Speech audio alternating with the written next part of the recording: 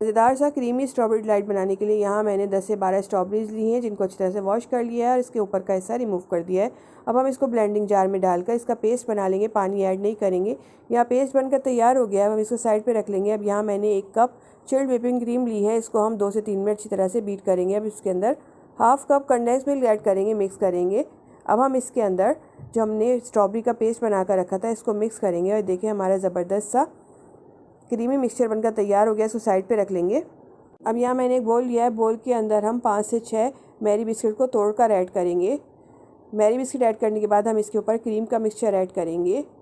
अब हम इसके ऊपर चॉप की हुई स्ट्रॉबेरीज ऐड करेंगे। अगेन हम इसके ऊपर स्ट्रॉबेरी का मिक्सचर ऐड करेंगे, इसको हल्का सा सेट करेंगे। अब यहाँ मैंने कुछ बिस्किट लिए थे जिनको मैंने मोटा मोटा सा पीस लिया है, इससे हम इसको गार्निश करेंगे और कुछ स्ट्रॉबेरीज ऊपर से ऐड करेंगे। इसको 3 से 4 घंटे फ्रिज में ठंडा होने के लिए रख देंगे, फिर हम इसको सर्व करेंगे और मज़ेदार से डिज़र्ट बनकर तैयार।